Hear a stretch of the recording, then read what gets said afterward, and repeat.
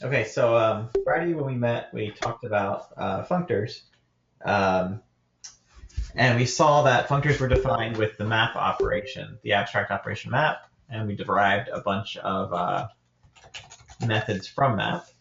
So just as a quick review, we saw things like importing syntax for functors via the ops object that we added, and we did things like define or summoning the implicit instances via the apply method on the companion object of functor. And we did things like voiding out a list, for instance. And of course, because we imported the ops object, we also were able to do things like void a list out via a normal OO style method. We also looked at composing functors together. So we saw towards the end that we could take like the functor for list and the functor for option and create a functor that works over a list of options. I don't think we talked about it, but that works kind of arbitrarily deep. So we could do, given a functor list, we can compose it with a functor option, and we could compose that with another functor list. Right? We can just kind of keep arbitrarily nesting these things to get bigger and bigger functors. We also talked about defining laws for functors. We talked about two specific laws, the identity law, where we mapped the identity function over an f of a, and we required that the output matched the starting value. And we talked about the composition law, which just said given two functions, a to b and b to c, we could either apply them piecewise or we could compose them together and apply them once. So today what we're going to look at is a different construct called applicatives or applicative functors. So what I want to do, we'll start a new file here. And what we're going to be implementing today is actually from a paper by Connor McBride and Ross Patterson called Applicative Programming with Effects. I think this paper was written in like the early 2000s. Maybe it was the late 90s. I forget off the top of my head. Oh no, it must have been the early 2000s. But anyway, this goes into depth on the definition of an applicative functor, but we'll just derive it today on the fly. So we're going to use a lot of the same syntax we used on Friday. So we're going to start with a trait that describes our type constructor here. I'm just going to start off by making it a type class. We added that eventually when we were working with functors, but I'll just start that way today. I remember the type class syntax just gave us the implicit summoning method. It gave us the ops class. So for our definition of applicative, we're going to have two functions that are defined abstractly, and then we're going to have a bunch of things we define in a derived way. So for the first of the two abstract methods we're going to define, we'll call it pure. And we're going to define it as universally quantified over any type, right? So any possible A type here. And the idea is you give us a value of type A, and we can give you back an f of A. So this would be taking a, let's say the number 1 and lifting it into a list. So we have a list of one element, that's just containing the number 1. Would be an example of this operation. We call this operation pure because typically we're going to use these type constructors to model some type of an effect. So when I say effect, I'm specifically not using the phrase side effect, right? Because we're tracking an effect that's going to be visible through all of our type signatures just by the very presence of this type constructor f. So for example, like the option functor or the option applicative is going to model the effect of having a value or not having a value. Whereas like a list would model the effect of having multiple values. And so what pure does is takes a value that exists outside of our effect system and lifts it into our effect, right? So like if we call pure with the applicative instance for option, we're taking like some raw value A that exists outside of this optional effect, and we're putting it into an option. We've now lifted it directly into our effect system. So it's the language I'm going to use. And let's just, before we define the next operation, let's start defining some applicative instances as we go along here. So we'll define the applicative instance for, let's say, option.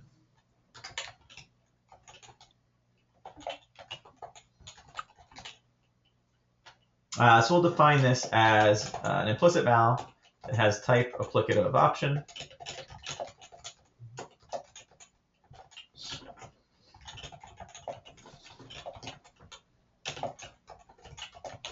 So given some value A, we have to return an option of A, and we can just do this by wrapping that value in the sum constructor. And we'll do the same for list.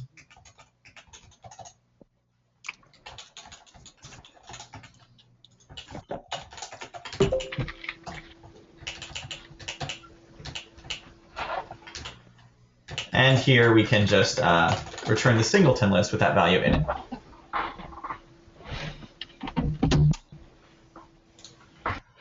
Okay. Yeah, what I meant was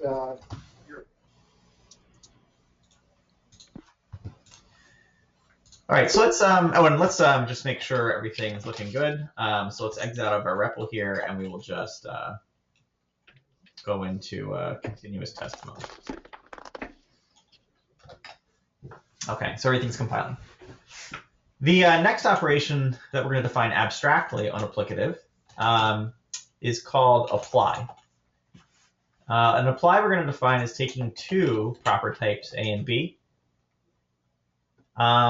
We're going to take an f of A, just like we did with map.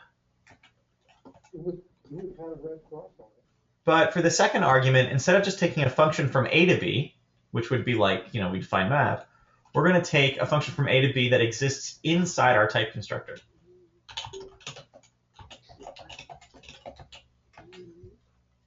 And we're going to return f of B.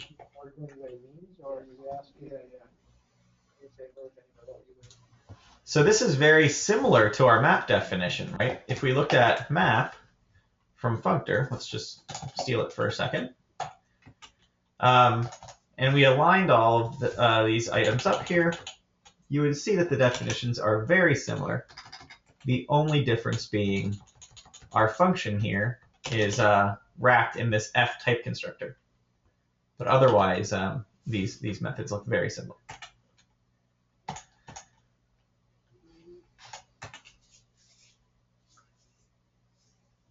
So let's try to implement this apply method first in our two instances down below, the applicative for option, the applicative for list, and then we'll come back and see what this does for us. So let's try the applicative for option first.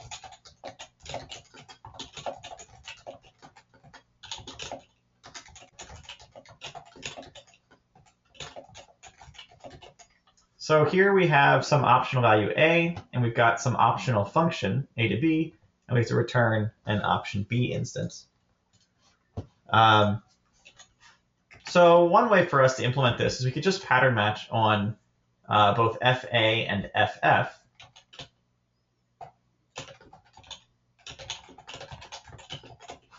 So we can just put them in a tuple and then pattern match on that tuple.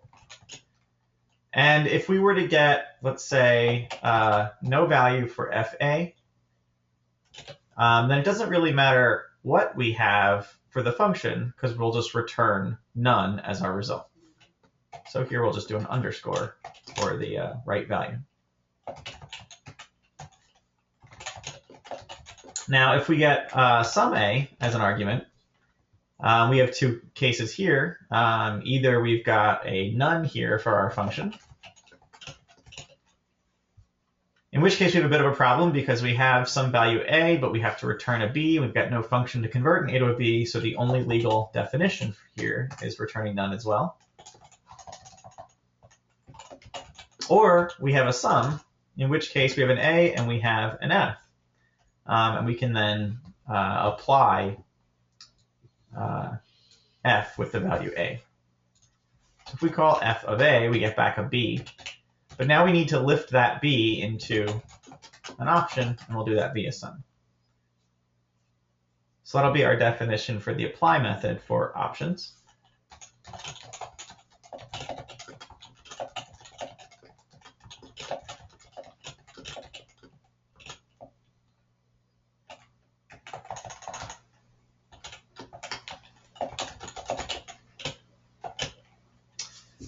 So let's take a look at the apply method for lists. Here we get a list of a values in, and we have a list of functions, ff, and we need to return a list of b's. So one way to do this would be to pairwise zip our value a's with our list entries, ff. So let's try that first.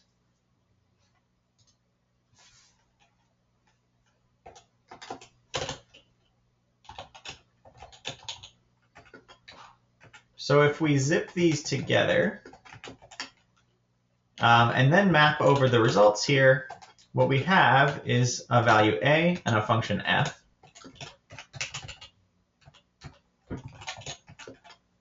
And then we could just apply that f to a, or a to f, and that's going to give us a b.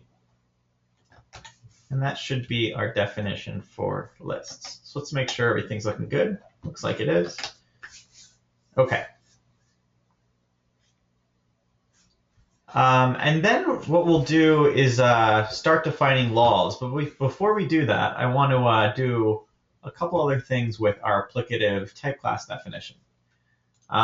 The first is let's try to define a couple derived methods. The first derived method I want to define is map, the same map that we saw from Functors. So we already talked about the similarity in the type signature. Map was just apply, but with our function f unwrapped, right? Not wrapped in the type constructor f. So we can define map in terms of apply and pure. The general idea is let's just use apply.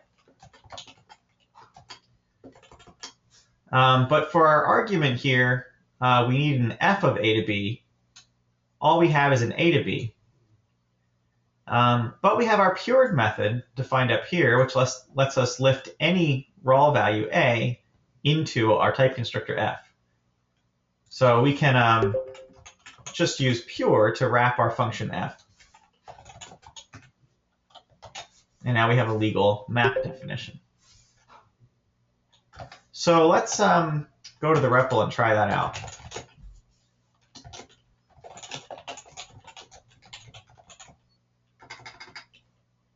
Actually, let's just do it this way. Let's ask for the applicative of option. You can see we get that instance, and let's try to use our map function. So if we have, let's say, a sum1, and let's just map the function, the increment function across it. And you can see there we get sum2. And if we were to pass a none instead, we would get none as the result. So that part looks good so far. Let's do the same example with lists.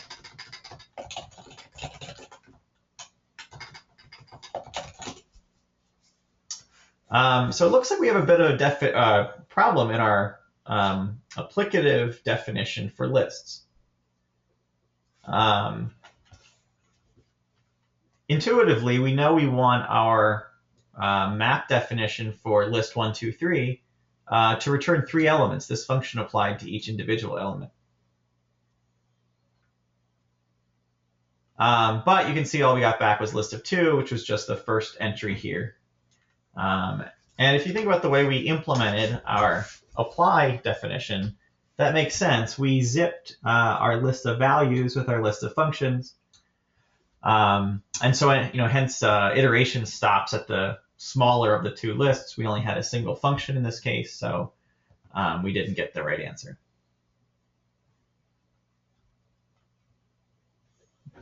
So our apply method here that we wrote for list must not be lawful, or at least we might suspect it's not lawful.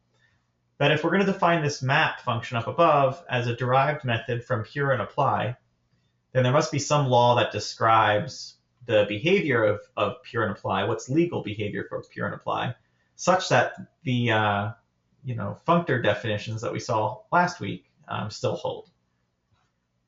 So we'll come back to our definition of apply here on lists and look at what we did wrong here.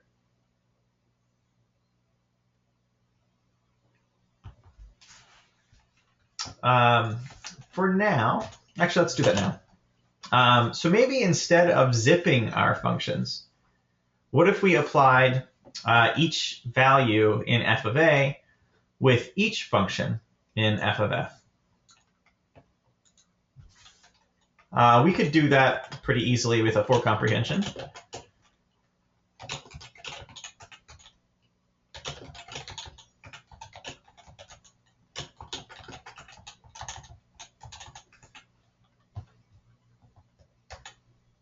And let's try our implementation at the REPL now. So it looks like our new apply is looking a little bit better. We still haven't defined our laws yet, so maybe this is legal, maybe not. But at least it appears to be doing the right thing when we define map in terms of applying pure. So I think this example is the first example so far where the laws really become important in reasoning about the code we can write.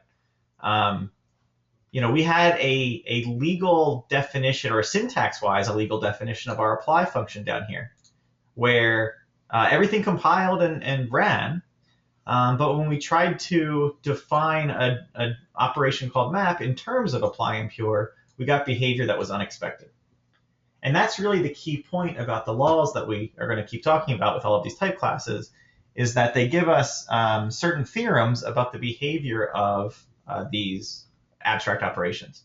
And as long as the abstract operations are implemented in such a way that they adhere to those theorems, then we can do things like define other functionality in terms of them and do so safely. Okay, so since we defined map, moving on, since we defined map in terms of pure and apply, we can use inheritance to declare that our applicative is a functor.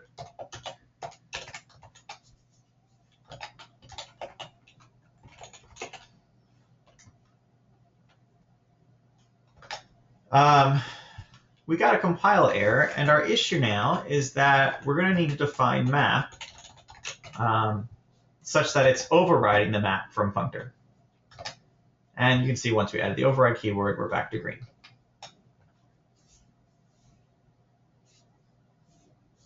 Okay, let's define another derived method on applicative though. This time we'll define one called map2. Map2 is going to take 3 arguments, A, B, and I'm going to call it Z. And it's going to take an f of A, an f of B, a function. This time it'll be a 2-argument function, an A to B to Z, and it'll return overall an f of Z.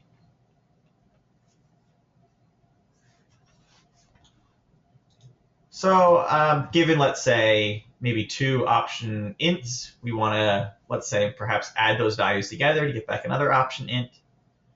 That would be one example of map2. And so the question is, how can we implement map2 here in terms of pure and apply? And this is a little bit tricky, but the general idea is that we will use our apply method on FA. And so let's think. We need to pass some function here, some value here that's an f of a to something. So we need some value which is an f of a to something. Well, we have an f of b here. And we have this function ab to z. So why don't we kind of hold off on applying fa for a second. And inside of here, in this value, let's just put parentheses in for a moment. Let's try mapping over f of b. So if we have a f of b, we're going to say map over f of b. And now this time we get a b as input. And we've got to return something. So we have a function from ab to z. What if we partially applied that function here with just b?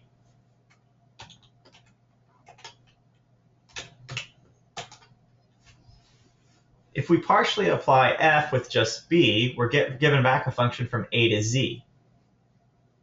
So this expression here has type a to z.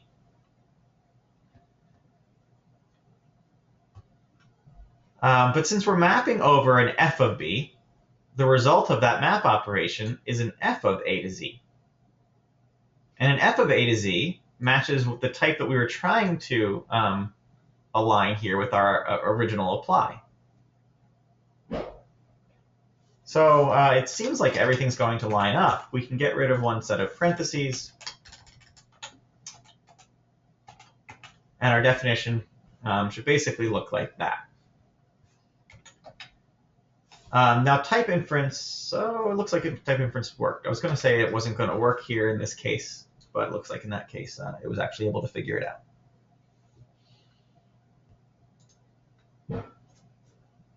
So let's give that method a shot at the REPL. So let's grab the applicative instance for, let's say, option. And this time we'll call map2. We'll pass in option 1, option 2. And we'll add those two values together. And you can see we get 3 as a result.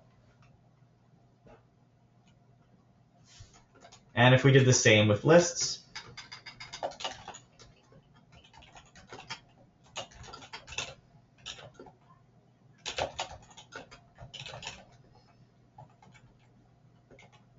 maybe this time we'll just concatenate our lists together. Oh, of course not. We're working on integers here with map2. We're dealing with the individual integers. And in this case, you can see we get back a list that's a bit bigger. So we get 1 plus 4, 1 plus 5, 1 plus 6, 2 plus 4, 2 plus 5, 2 plus 6, and 3, 4, 3, 5, 3, 6.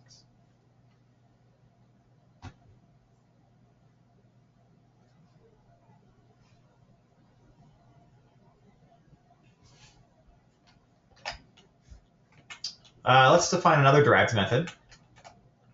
This time we'll define map3. And we'll follow the same basic pattern.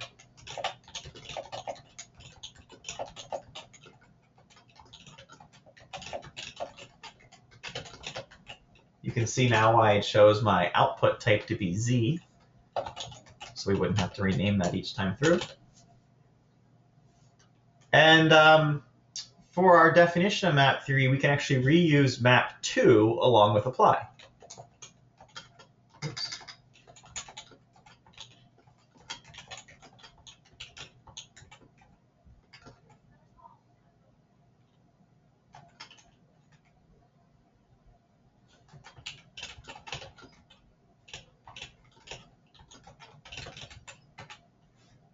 So we'll map 2 over FBFC. That's going to take a function from BC. And we're going to return a new function from A to Z. Of course, since we're doing that over map 2, what we get back is an f of A to Z. And hence, we apply that f of A to Z directly to FA. So again, let's just double check that that compiles. And we'll do just the option example this time.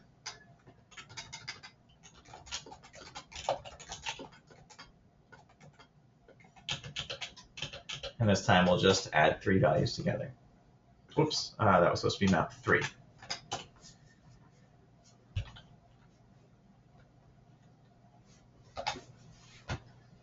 We'll do one more of these various arity methods here. We'll do map 4.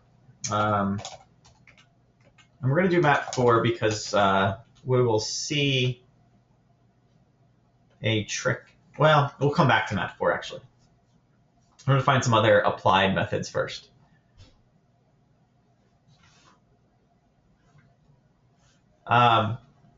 So we have this apply function up here, our abstract apply. It was given a single f of a, and then it was given an f of a to b. And we returned an f of b. It was sort of like a more general version of map. We saw how we define map in terms of it. And then once we have the signature of map, we saw how we could define map2 as just mapping a function of an extra argument and then adding an f of b as our input. So we could apply the same arity-based transformation of adding an additional argument to our apply case. So we could define, for instance, apply2.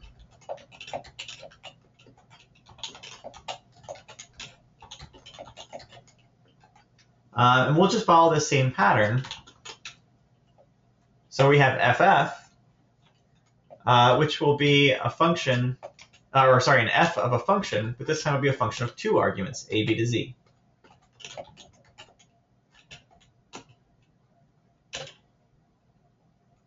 And its implementation will follow much the same pattern as our map2 implementation. We'll apply f of a first, but now we can't, we have f of b to deal with, so we can't go and just map over ff here. We need to deal with fb first. So we'll apply fb as well. Now we'll map over our function f.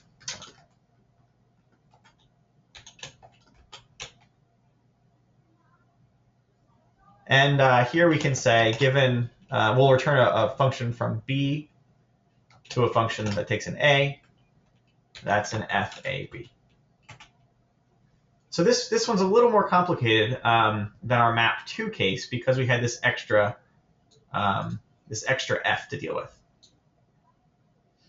So we sort of pushed an extra apply into the general pattern. You can see all the way at the inner here, we still have a function from a to z, but we added one more function level to that. So overall now we have a function from b to a function from a to z. So again, this is a little tricky to go through and derive, but it does follow the same basic pattern. Looks like we're missing some parens. Yeah. Okay.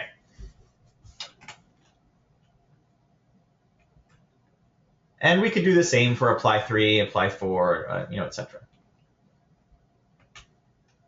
There's one more method that I wanted to define before we define map 4.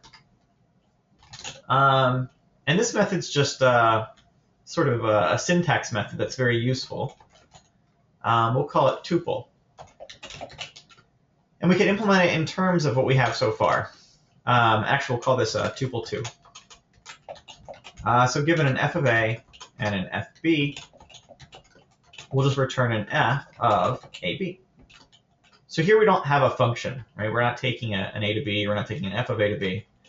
And we can implement this very simply as map to fa fb, where the function that we pass in just returns those values in a tuple.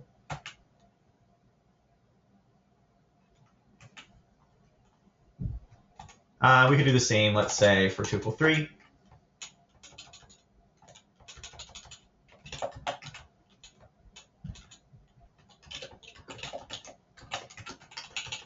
And now we'll get a tuple 3 returned. In order to do that, we'll use map3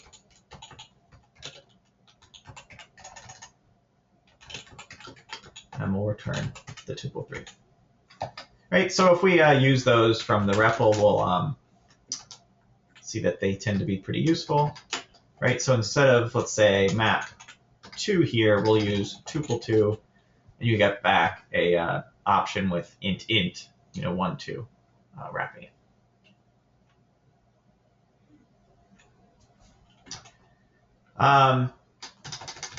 Let's do the same for list.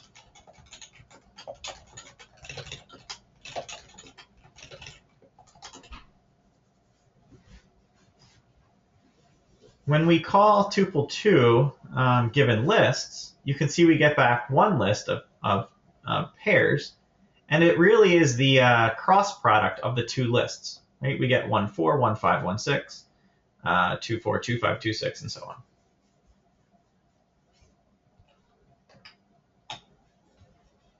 Okay, now that we've defined the tupling methods, we can define map4 in an easy way. So let's start with a signature for map3, and we'll add an additional argument, d.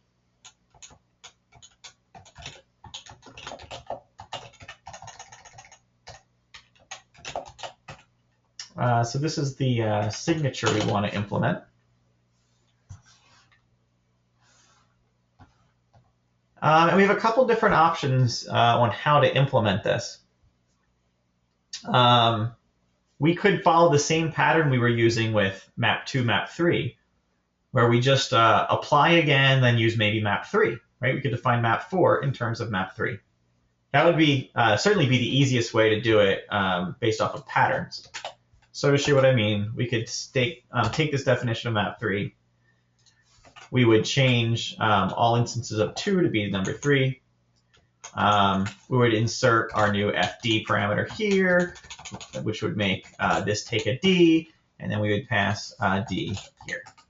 And that's completely legal, and it will pass the laws if we ever get around to implementing those laws. But we could be a little smarter about the way we implement map4 by noticing that map4 could be implemented in a divide and conquer based approach, where we map 2 twice and then combine the results.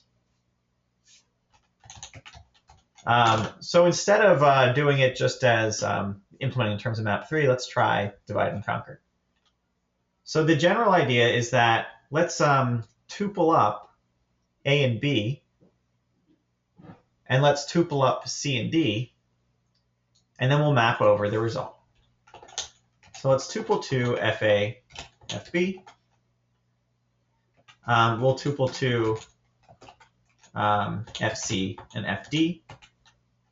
That gives us 2 Fs, and we'll use map2 to combine those 2 Fs together.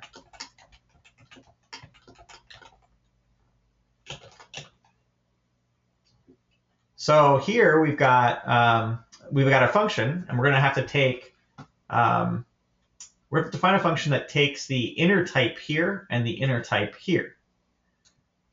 So this should be the inner type here should be the pair A comma B, and the inner type here should be the pair C comma D. So let's just destructure those tuples with a pattern match.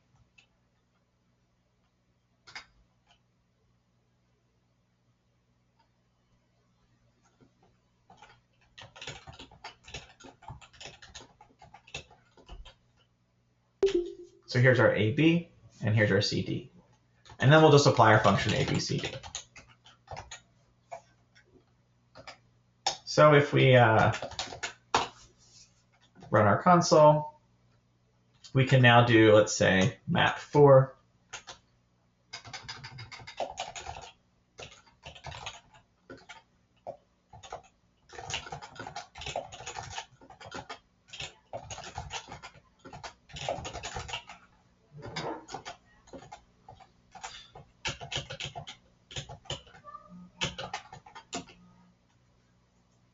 And we get the right answer.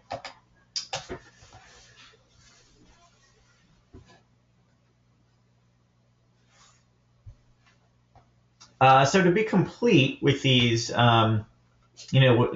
given you're only using the Scala standard library, you would really have to define various methods of similar names but various arities, various f of A, f of B, f of C, etc. arguments. Up to 22 if you really wanted to handle the full suite or what's possible with Scala.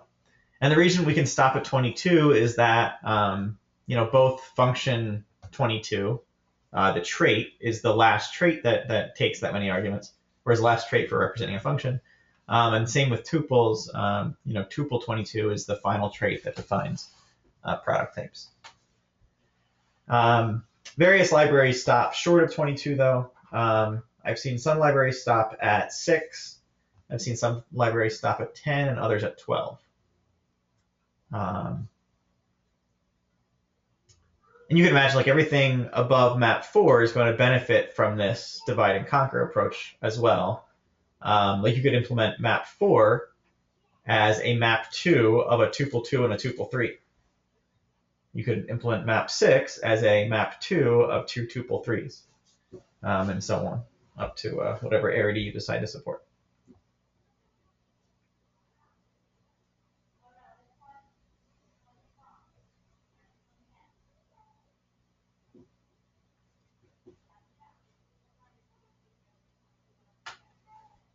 One other thing I wanted to say about at least like these functions, map 2, map 3, map 4, is that they're kind of similar to for comprehensions. And I say kind of similar because when people want to define, let's say, this case of adding a bunch of options together, if you don't have a library that defines applicatives, you might write it like this. You might say, like, for XX, actually, we don't need. You just say for X in option 1, Y in option 2. We'll just stop at 3 here.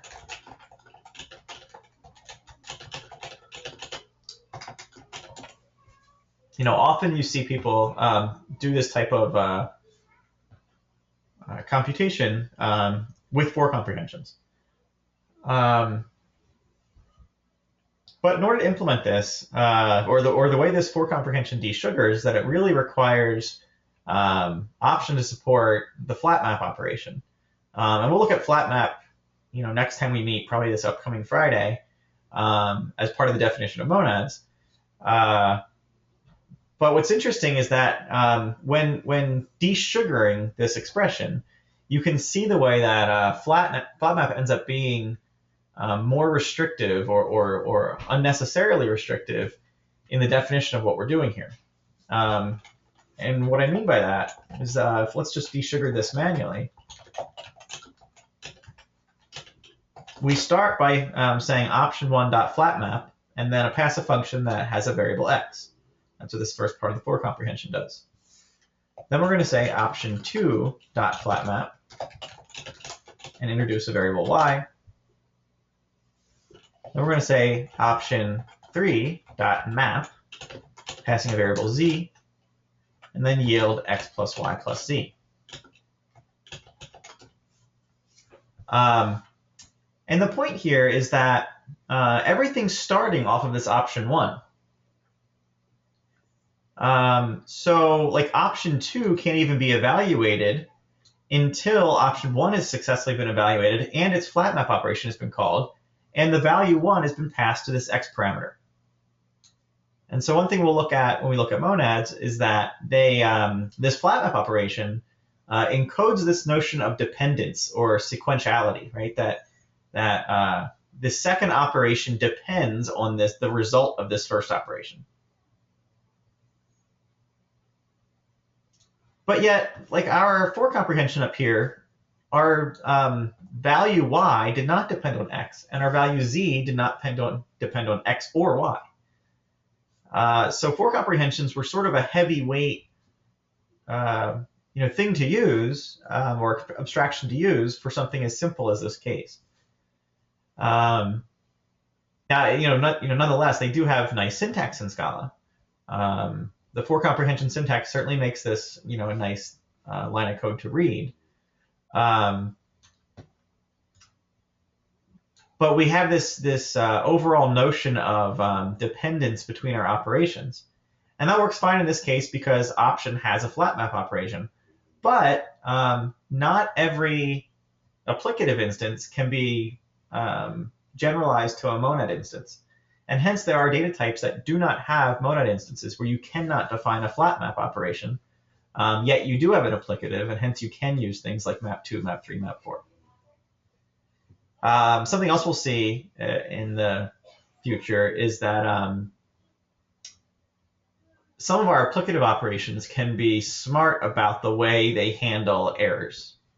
In this case of options here, the option applicative is like a error handling applicative where you either have a good value some or you've got an error value none. But you could also look at things like disjunction as an applicative. They have the good value right, or they have some bad value on the left.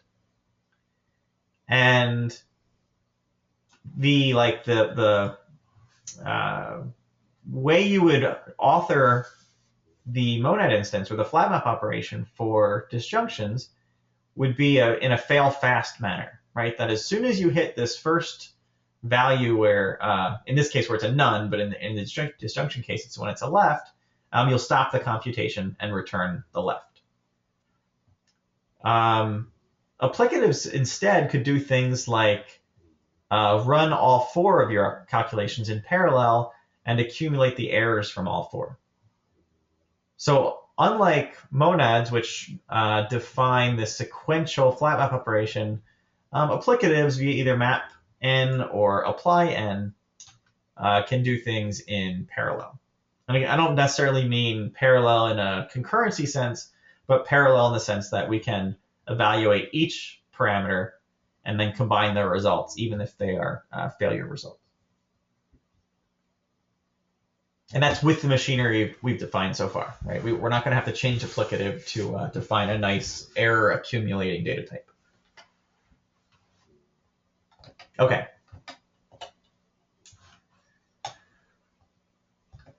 So let's start defining our laws for our applicative definition.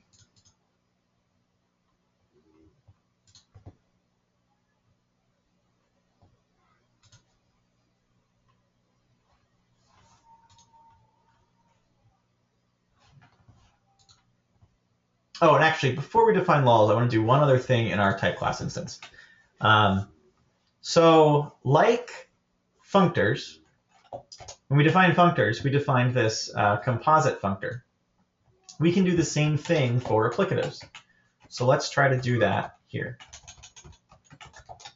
So I just stole the definition of compose, and then we're going to go through and change all references of functor to applicative.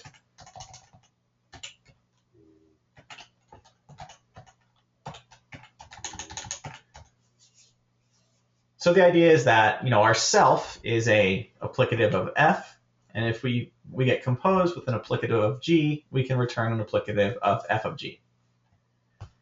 So let's introduce our self alias just like we did last time, and now we'll have to implement our two functions pure and apply.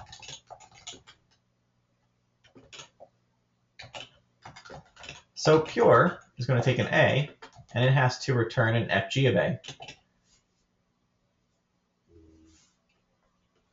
In order to do that, we could first lift our a into a g of a via g.pure. This g here is our applicative instance for g. And now that we have a g of a, we can just lift that into f via f.pure. So pure was pretty easy. Let's define apply.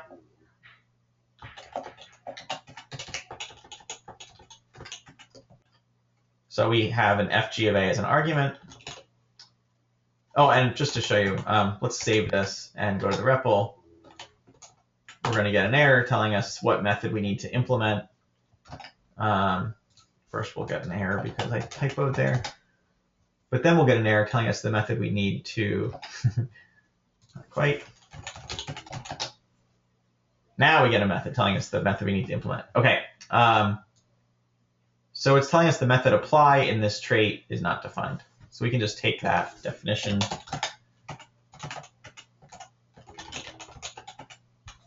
and that's what it wants us to define here. So here we have an fg of a as a starting value, and we have an f of g of a to b, and we have to return an fg of b. And we're going to need a little help to implement this.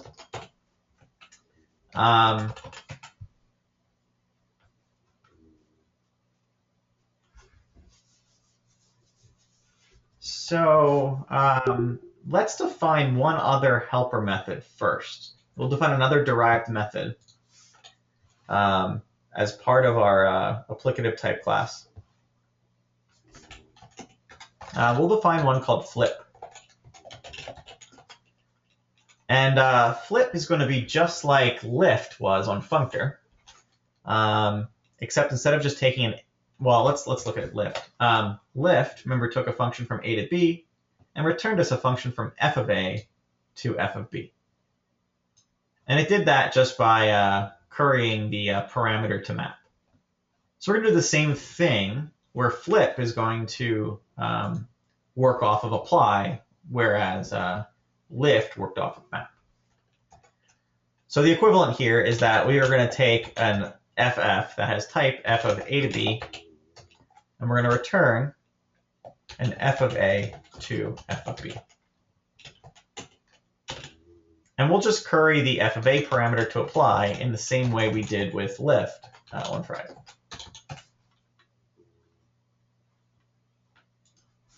Okay, so now that we have that, how can we define this composite instance?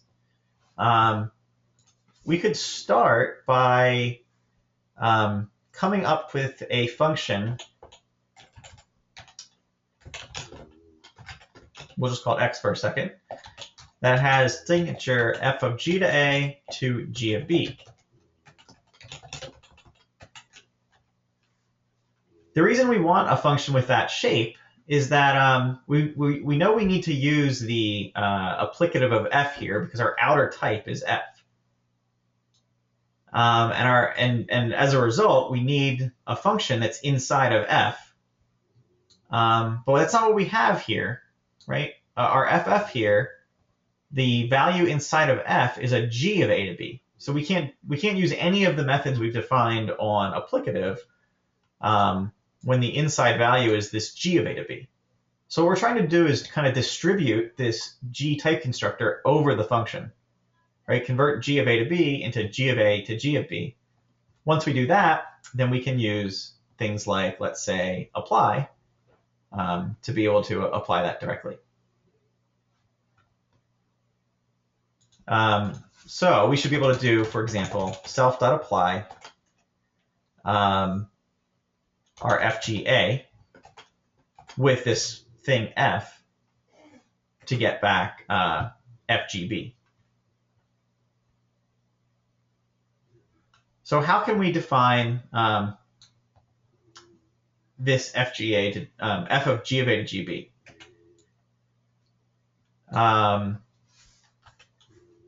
The first issue we're going to have is that our function f exists inside this context. Now we want to preserve this context f here. We're trying to operate on the inside here, right? We're trying to distribute g over this function a to b. So we can start just by mapping over that.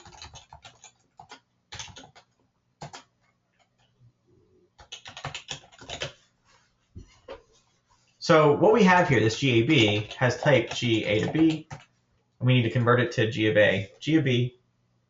And that's exactly what we just defined with flip. Right? Our flip function right here turned, in this case, an f of a to b into an f of a to f of b. It was literally our distribution. So we can fix that down here just by saying g.flip GAB.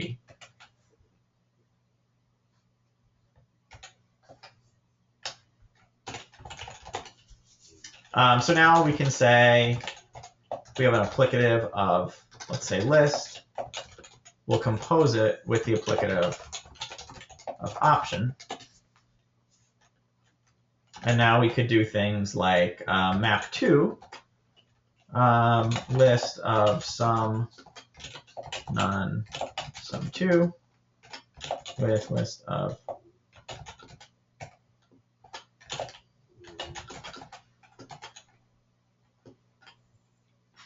So here we have two lists of options.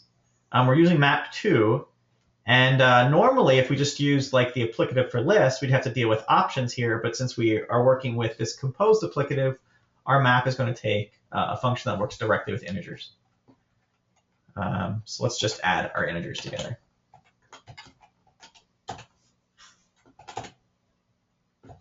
Let's see what can mess up. All right.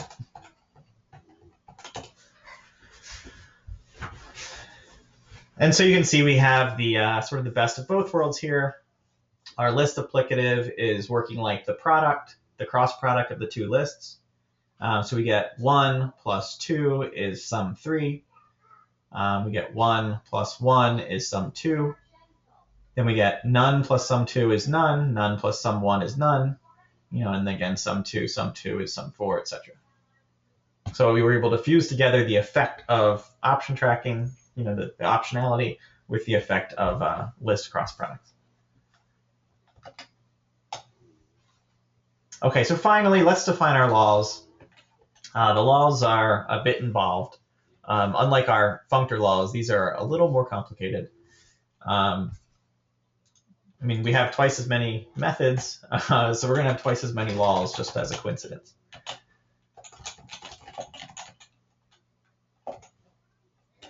So actually, let's just take our functor laws, because I changed this a little bit to reduce some boilerplate. And I'm just going to replace functor with applicative all throughout.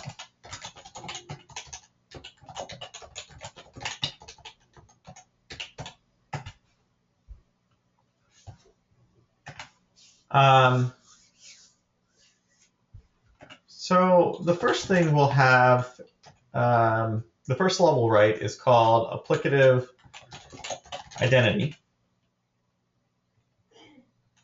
And the idea of applicative identity, it works very much like our previous identity, except instead of being defined in terms of map, we're going to define it in terms of both apply and pure.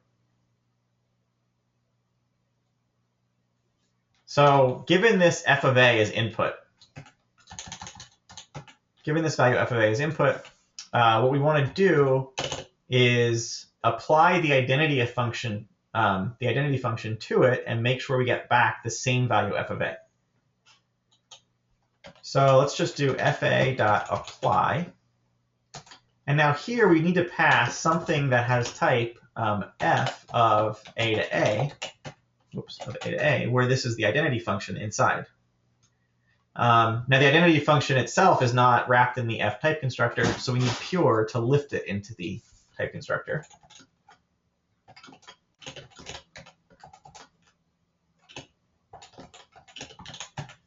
And that'll be our first law. So it's very much like the functor identity law, except we have this pure sitting here instead of just map.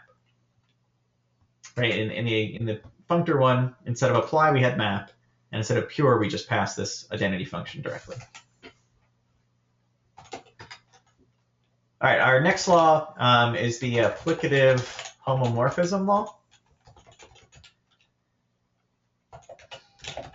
We're going to take two arguments. We're going to take some value of type A. We're going to take a function from A to B. And what we're going to do here is first lift our value A into our context, and then apply f. Now, in order to apply f, we need to lift that into our context as well. So the result of this is an f of b, right? We started with just an a, we lifted that into f, so now we have an f of a, then we applied the f of a with a function inside our context, so hence we get back an f of b. And we're going to require that the result of that has to match the result of directly applying our function a with value f, and then lifting it into our context.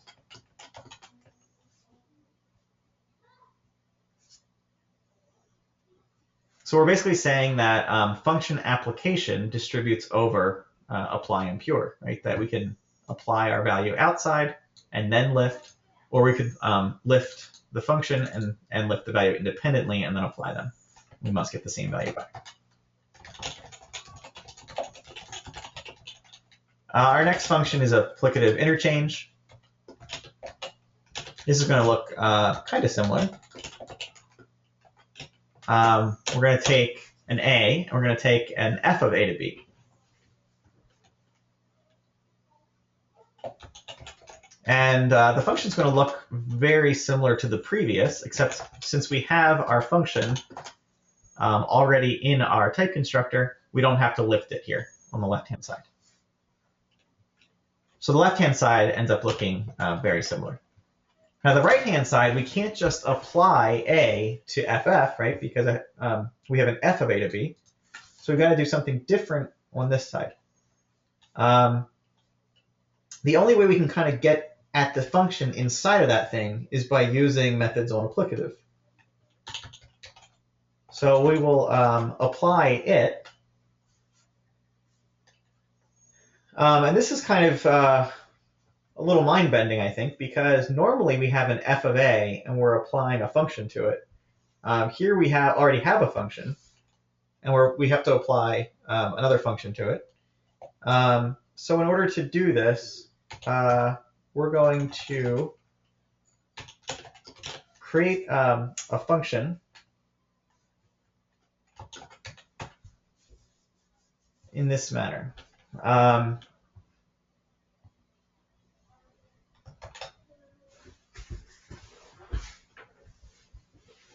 So we're creating this anonymous function here, f, this callback here, f, and then applying a to f to give us back a b.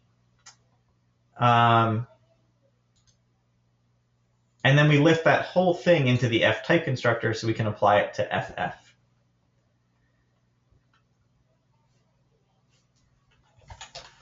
Let's make sure we got that right. Oops, where is our missing pure here? This should have been an f.pure. Line 70, we have another problem.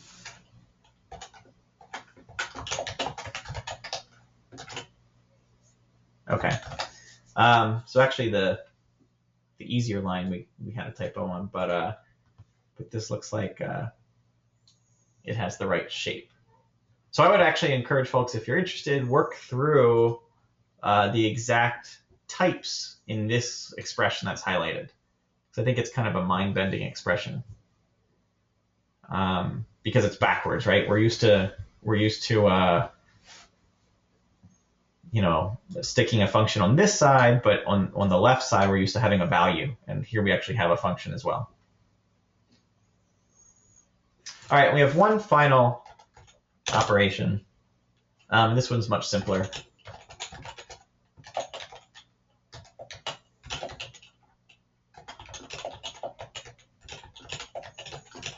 So you can see it's sort of the inverse, right? We've already defined this example that had two pure values. We had this one that had a pure value and an effectful value. And here we're going to reverse it and say we've got an effectful value on the left side, and we've got just a function in the pure side. And basically what we're going to test with this law is that however we implement the map operation, it has to be consistent with apply and pure. So this is actually sort of like re-implementing map. So what we're going to do is say that FA, mapping this function f over FA, must be equal to applying the pure function f.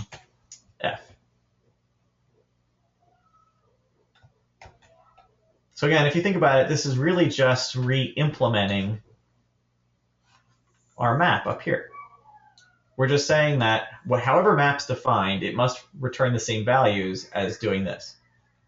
And that's exactly what we're saying here. So these are the four laws required to be a lawful applicative instance. I didn't show too much of this. Here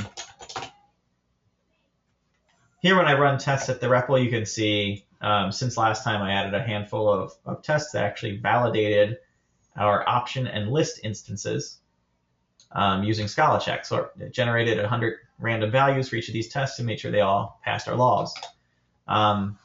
this is the code that does that. And it'd be pretty trivial to extend this code to handle our applicative instances. We'll just do one or two of them real quick, and then we'll wrap up.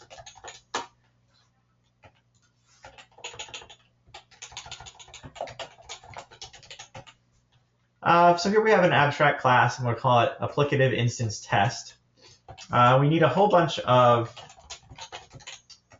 implicit arguments to our class here. First, we're going to need the applicative instance for our type constructor f. We'll just call that f, the same pattern we've been using. I'm going to delete these other things for a minute, and we'll add them back as we need them. We're going to need a laws instance for our for our test class here, and then we're going to reference those 4 laws we just wrote off this laws instance. Let's first just replace all further uses of functor real quick.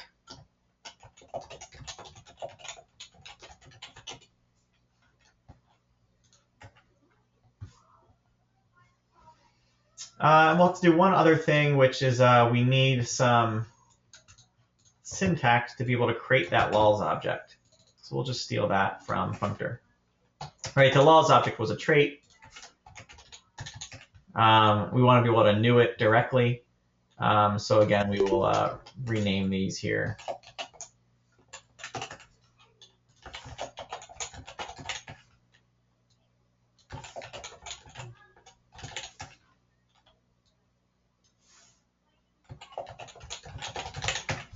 Okay. So given that definition, we can then start calling or defining these properties in our test.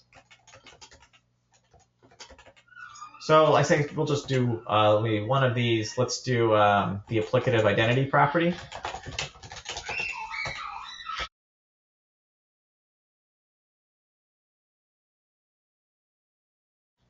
In order to define the applicative identity property, we just want to call the method on the laws object.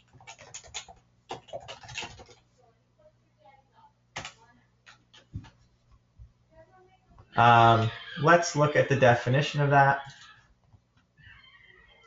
So applicative identity just took an f of a, and it'll return us true or false.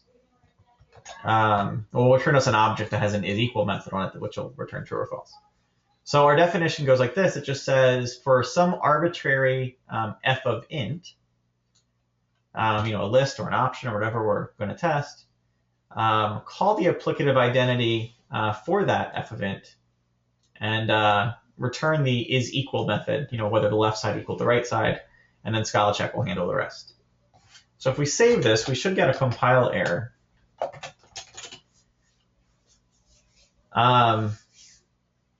Oh, that's not the compile error I was thinking of, though. Let's take a look at that.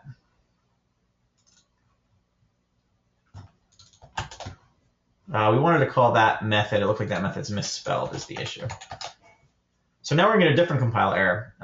And the first one we get is that it complains, says, well, in order to compare to the left side and the right side for equality, you need this implicit equal instance that says that an f of int can be compared to another f of int. So I said when we write these tests, we're going to end up adding a bunch of implicits. So let's just take that and add it as an implicit argument to our class here. So we just defined equal f int and just took whatever type it complained about and made it an argument.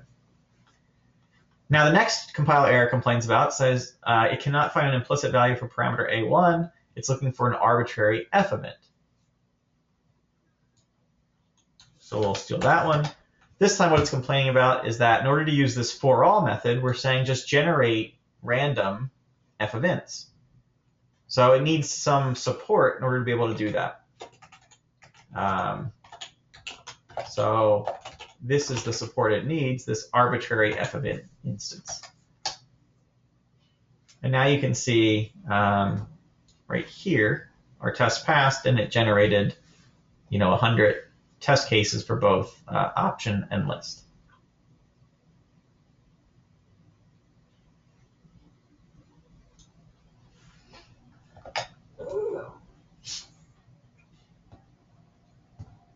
I'm going to do one more, actually, because I want to show those tests fail. So let's do applicative homomorphism. We'll just copy and paste this for a second so we can reference it when we write the property.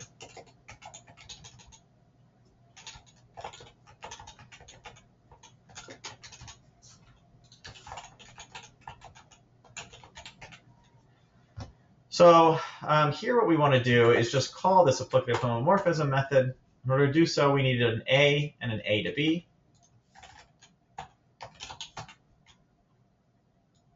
You can see these are very pattern-driven tests.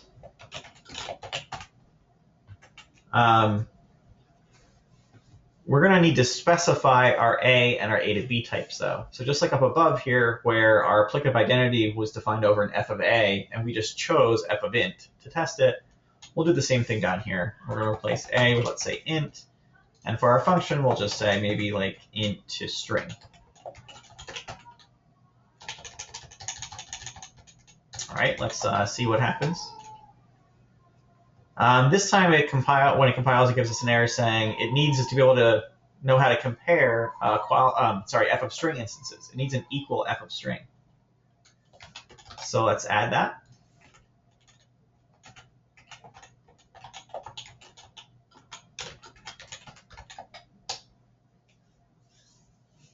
And you can see our tests now both pass. They're the homomorphism tests. So what I want to try is let's see if our bad definition of the list applicative when we first started fails either of those tests. And I haven't thought about this in advance, so it might not, and it might be that if we finished our additional 2 laws, it would have failed one of those instead. But nonetheless, I think this is a good way to wrap up. So remember, that was we zipped the 2 lists together, and we mapped and we pattern matched on our A and our F, and we just did f of A. And you can see even our identity test failed. Actually, our homomorphism test passed just below, but our identity test failed, and it said when it passed that particular list in, it didn't get the right result.